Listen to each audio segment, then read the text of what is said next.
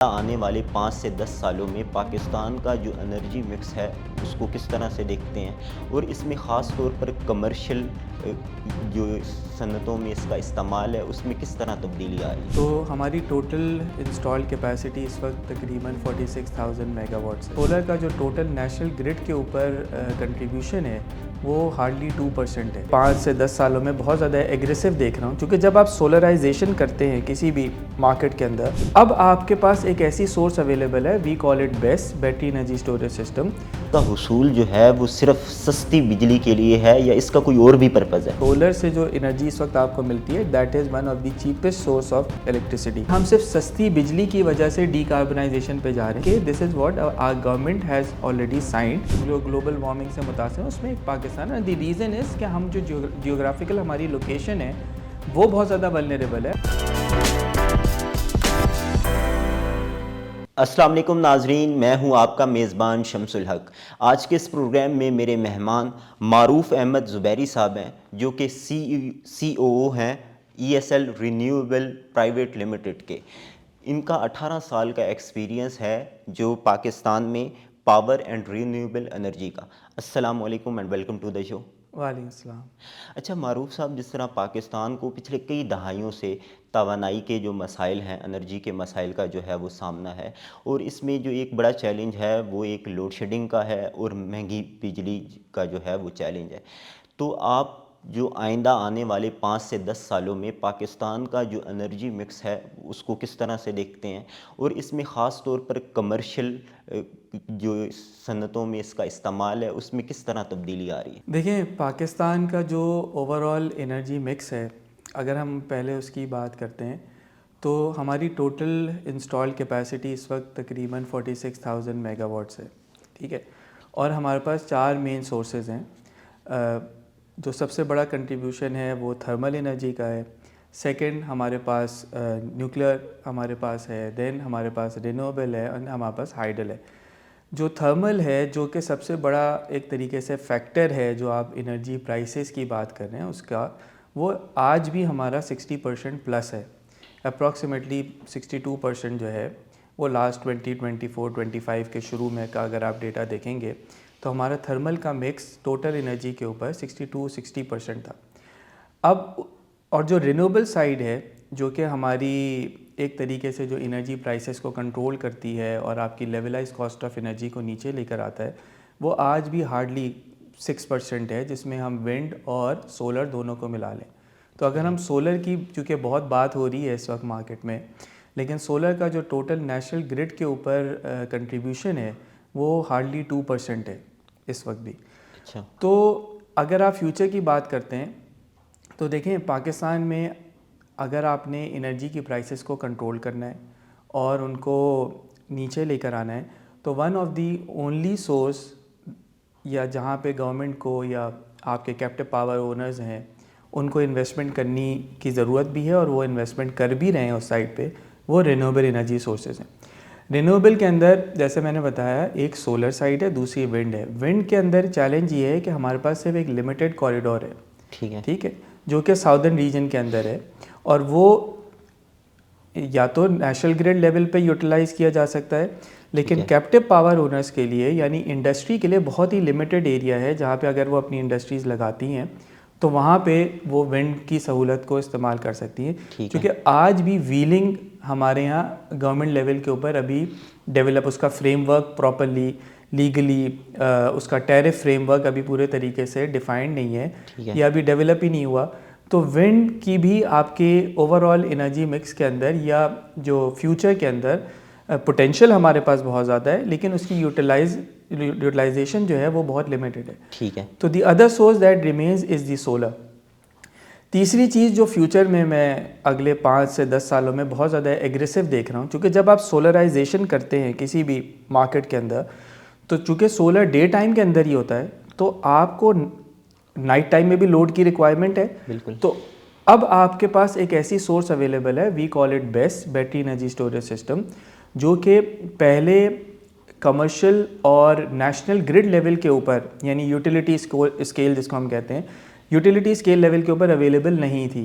ठीक है। आज वो रेजिडेंशियल से लेके यूटिलिटी स्केल लेवल तक पे वो प्रोडक्ट लाइन अवेलेबल है। तो अगले 5-10 सालों के अंदर बहुत बड़ा जो रेवोल्यूशन हमारी मार्केट में भी बज़ाहिर नज़र आता है वो सोलर तो चल ही रहा है, उसके साथ बैटरी एनर्जी स्टोरेज सिस्टम भी एक बहुत बड़ा मैं समझता हूँ कि पार्ट प्ले करेगा हमारी प्राइसेस को नीचे लाने में और उसको एनर्जी को स्टेबल करने में। ठीक है। अच्छा, पाकिस्तान की इंडस्ट्री में जो सोलर एनर्जी का जो इस्तेमाल हो रहा है या सोलर जो लगवाए जा रहे हैं, क्या इसका हुसूल जो है वो सिर्फ सस्ती बिजली के लिए है या इसका कोई और भी पर्पज़ है? देखिए, ये जो सस्ती बिजली का एक कंसेप्ट है, ये तो एक आम या आवाम के अंदर हुर्फ़ आम एक बात है और जो बिल्कुल रियलिटी बेस्ड है। बिकॉज सोलर से जो एनर्जी इस वक्त आपको मिलती है that is one of the cheapest source of electricity.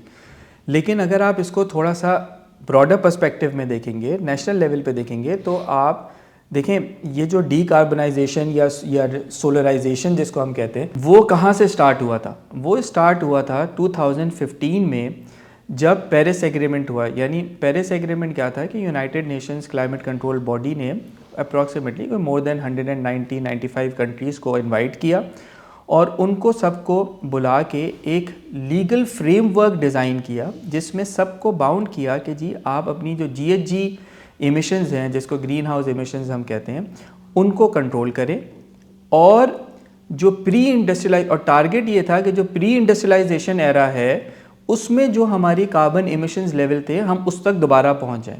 ठीक है, क्योंकि आपको पता है क्लाइमेट चेंजेस की वजह से जो प्रॉब्लम्स आगे आने वाले सालों में फोरकास्ट की जा रही है उसको उससे बचना असल मकसद था। ठीक है। 2016 में Pakistan legally became the entity और the part of that Paris agreement. तो हम ये ऐसा नहीं है कि हम सिर्फ सस्ती बिजली की वजह से डीकार्बनाइजेशन पे जा रहे हैं, बल्कि this is what our government has already signed और हम एक उस फ्रेमवर्क का पार्ट हैं। पहली तो ये बात है। दूसरी इसके अंदर बहुत इंपॉर्टेंट जो चीज़ है वो ये कि पाकिस्तान एक इंतहाई वल्नरेबल कंट्री है as compare to all other. We are in terms of climate effectives. Pakistan का शुमार दुनिया के उन ममालिक में है जो ग्लोबल वार्मिंग से सबसे ज़्यादा मुतासिर ममालिक है। ऐसे ही है, बिल्कुल। आप देखें जो टॉप 10 कंट्रीज़ हैं ग्लोबल वार्मिंग से मुतासिर, उसमें एक पाकिस्तान है। द रीज़न इज़ कि हम जो जियोग्राफिकल हमारी लोकेशन है वो बहुत ज़्यादा वल्नरेबल है। हमारे रिवर जो हैं वो ग्लेशियर्स पे, हिमालयन ग्लेशियर्स पे डिपेंडेंट हैं। तो उसकी वजह से जो है ना हम फिर हमारा इंफ्रास्ट्रक्चर उतना सपोर्टिव नहीं है, वीक इंफ्रास्ट्रक्चर। चंद माह पहले हमने ग्लोबल वार्मिंग की वजह से जो सैलाब की सूरत हाल को फेस किया पूरे मुल्क ने, ऐसे ही है। वो भी हीट वेव्स आती हैं। अब आप देखें कितनी सीवियर हीट वेव्स आना शुरू हो गए हैं कराची में। हर साल जो है आपके कई लोग इस हीट वेव से बेचारे अपनी ज़िंदगी से जो है ना वो बिल्कुल हार जाते हैं। तो हम बहुत ज़्यादा वल्नरेबल हैं। लेकिन अगर आप इमिशंस, ग्लोबल इमिशन परसेंटेज में पाकिस्तान का कंट्रीब्यूशन देखें तो इट्स लेस देन 1%। अच्छा, तो हम इमिशन प्रोड्यूसर्स में से उतना नहीं है, लेकिन हम वल्नरेबल हैं। तो इसकी वजह से जो डेवलप्ड कंट्रीज़ हैं वो भी पाकिस्तान को इंसेंटिव्स भी देना चाहती हैं और पाकिस्तान को प्रोमोट भी करना चाहती हैं कि वो डीकार्बनाइजेशन के जो ऑब्जेक्टिव्स हैं या जो इनिशिएटिव्स हैं उसके ऊपर काम करें। ठीक हो गया। अच्छा, जिस तरह पाकिस्तान दुनिया के उन ममालिक में शामिल है जो ग्लोबल वार्मिंग से सबसे ज़्यादा मुतासिर हैं, अभी कुछ अर्सा पहले सैलाबी सूरत हाल है और फिर ये हर 6 to 10 मंथ बाद ये जो सर्कल है वो रिपीट होता जाता है। जब हम एनर्जी सेक्टर में आ जाते हैं, एनर्जी में तवानाई के शोबे में, तो इसमें एक इस्तिलाह इस्तेमाल होती है डीकार्बनाइजेशन। तो अभी आपने भी इसका इस्तेमाल किया, तो अगर हम आम अल्फाज में जो हमारे नाजरीन अगर ये समझना चाहें कि डीकार्बनाइजेशन क्या है, तो आप थोड़ा आसान अल्फाज में हमें इस्तेमाल इसका बता दें। देखिए, डीकार्बनाइजेशन जो है ना, बेसिकली ये वो कंसेप्ट है कि जो पेरिस एग्रीमेंट के थ्रू लिंक्ड है। और कंसेप्ट ये है कि आप जो ह्यूमन मेड कार्बन एमिशंस हैं ड्यू टू द इंडस्ट्रियलाइजेशन उनको नेट ऑफ किया जाए। आसान अल्फाजों में, प्री इंडस्ट्रियलाइजेशन जब दुनिया थी, ठीक है, उसमें जो एमिशंस थे कार्बन, देखिए carbon dioxide is also necessary for the sustainability of this universe. ठीक है, फोटोसिंथेसिस का एक अमल है, आपको कार्बन डाइऑक्साइड चाहिए ज़िंदा रहने के लिए। लेकिन एक्सेस ऑफ कार्बन डाइऑक्साइड और GHG जो ग्रीन हाउस एमिशंस हैं वो हार्मफुल है। तो टारगेट ये है डीकार्बनाइजेशन का, हरगिज़ ये मकसद नहीं, जब हम नेट ज़ीरो की भी बात करते हैं, ठीक है, नेट ज़ीरो का हरगिज़ ये मकसद नहीं है कि कार्बन डाइऑक्साइड ही दुनिया से ख़त्म कर दी जाए, that is not even possible. तो जो डीकार्बनाइजेशन से मकसद है वो ये है कि जो प्री इंडस्ट्रियलाइजेशन एरा में जो कार्बन बैलेंस था, कार्बन डाइऑक्साइड बैलेंस था, उसके ऊपर दोबारा पहुंचा जाए। और उसके लिए जो दुनिया ने यानी यूरोपियन यूनियन ने जो टारगेट सेट किया है दैट इज़ 2100 सेंचुरी, यानी ये सेंचुरी जब कंप्लीट हो तो हम उस प्री इंडस्ट्रियलाइजेशन एरा के ऊपर पहुंच चुके हो। उसके लिए बहुत सारी यूरोपियन कंट्रीज़ ने एग्रेसिव टारगेट्स भी सेट किए हैं, जिसको हम नेट ज़ीरो 2050 टारगेट्स कहते हैं डीकार्बनाइजेशन के। तो ये आसान अल्फाजों में आप समझ सकते हैं। अच्छा, रिकॉर्डिंग से पहले जब आपसे डिस्कशन हो रही थी तो इस दौरान आपने कार्बन क्रेडिट्स का आपने तस्करा किया, तो ये क्या है और पाकिस्तान जो है वो इससे किस तरह फ़ायदा उठा सकता है? देखिए, it's a very interesting thing. जब आप किसी भी एफिशिएंट एनर्जी सोर्स पे या किसी भी एफिशिएंसी के साइड पे आप काम करते हैं तो इट इज़ ऑलवेज कॉस्टली, ठीक है। रिन्यूएबल एनर्जी सोर्सेज, चूँकि दुनिया तो देखें ना, इंडिजिनस फ्यूल पे तो इंडस्ट्री आपकी सारी चल रही है, अब आपको रिन्यूएबल पे उनको शिफ्ट कराना है और एक नए सिरे से आपको इन्वेस्टमेंट चाहिए, आपको फाइनेंसेस लोगों को, आप इंडस्ट्री को कह रहे हैं कि यार तो आप जो है वो रिन्यूएबल एनर्जी सोर्सेज आप नए सिरे से इन्वेस्टमेंट्स करें और उसके थ्रू अब आप एनर्जी सोर्सेज अपनी पूरी करें।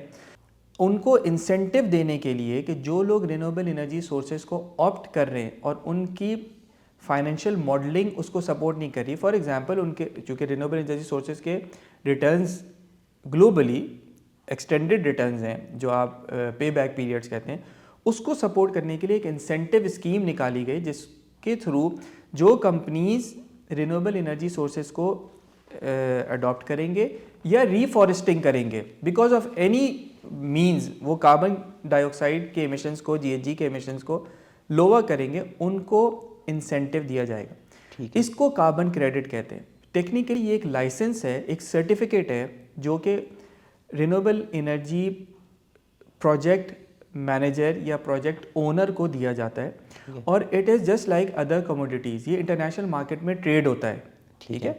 आप उसको बेच भी सकते हैं और आप उसको ख़रीद भी सकते हैं। वॉलंटरी मार्केट्स होती हैं, उसमें ओपन ट्रेडिंग इसकी होती है और इसका मैकेनिज़्म जो है ना वो ये होता है कि आपको जो रेगुलेटेड बॉडीज़ हैं जो या कंट्रीज़ हैं, डेवलप्ड कंट्रीज़ हैं, उनमें जो इंडस्ट्रीज़ हैं उनको वो एक कार्बन कैप्स देते हैं। देखिए, ये मुमकिन नहीं है कि आप एक इंडस्ट्री लगाएं और आप ज़ीरो कार्बन के ऊपर काम करने लग जाएं, कार्बन एमिशंस तो होंगे।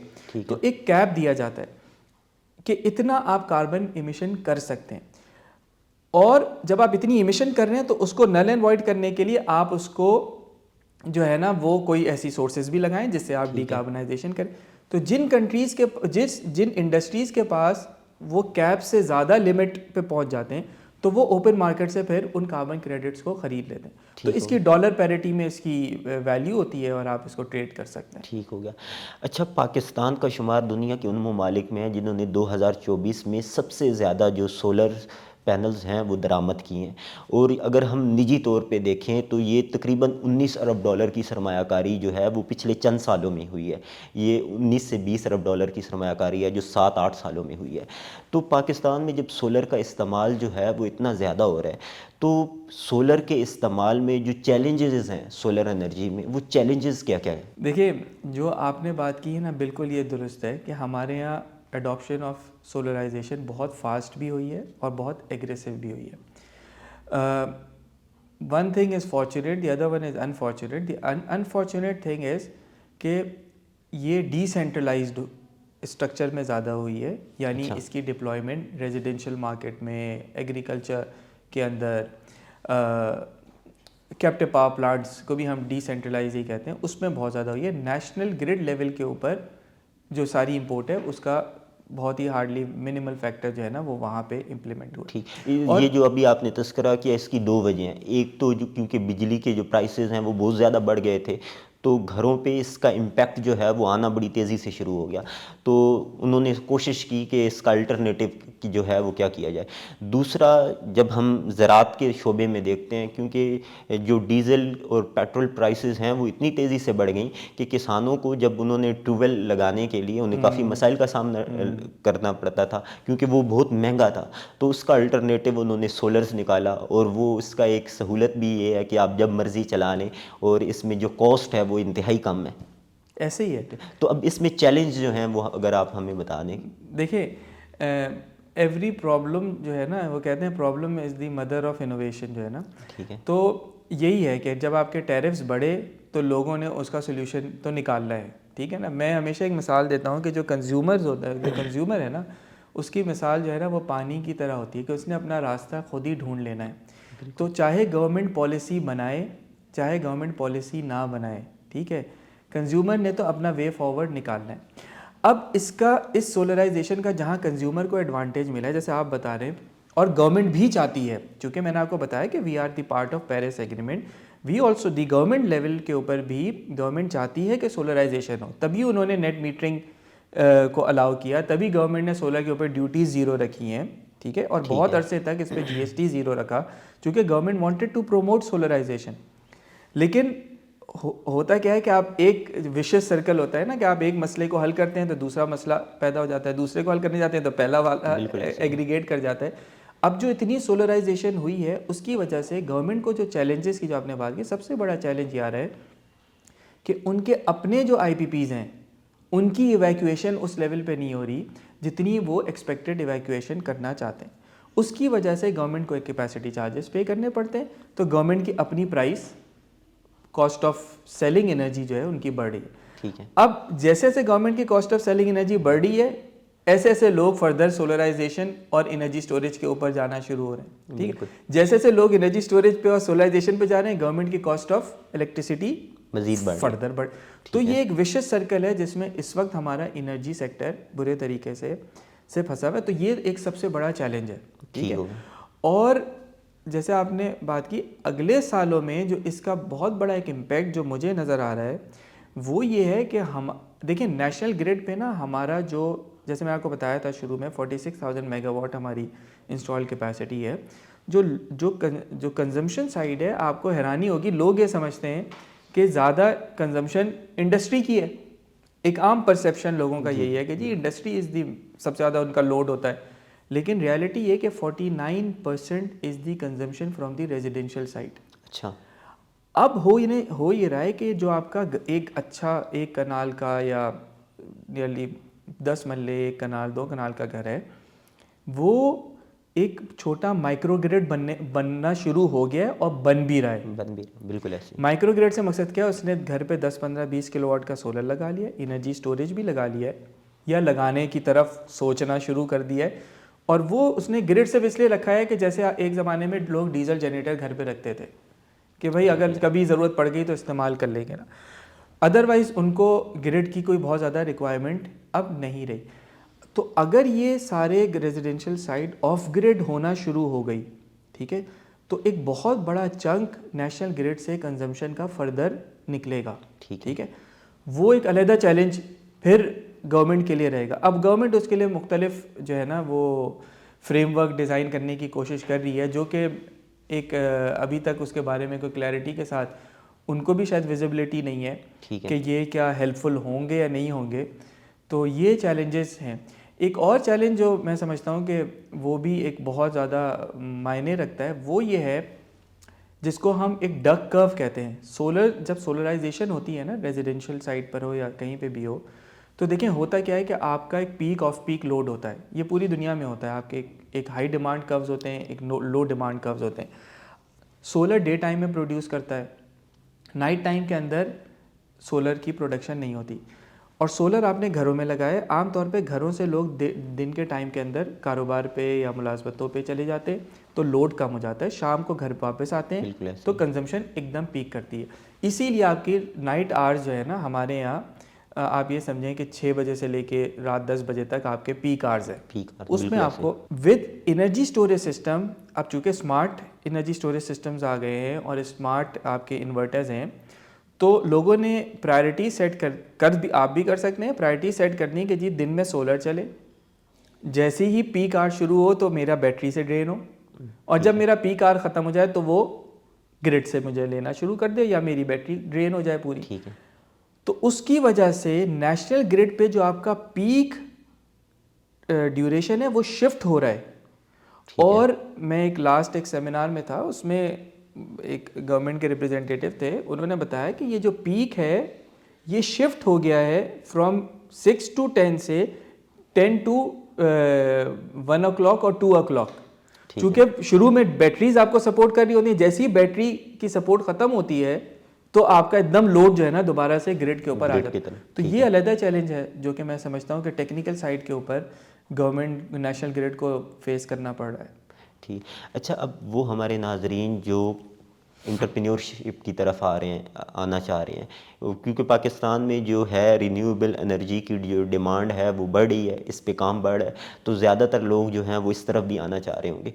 तो वो लोग जो कारोबार शुरू करना चाह रहे हैं या रिन्यूएबल एनर्जी की तरफ आना चाह रहे हैं, तो उनके लिए आप क्या मशवरा देंगे?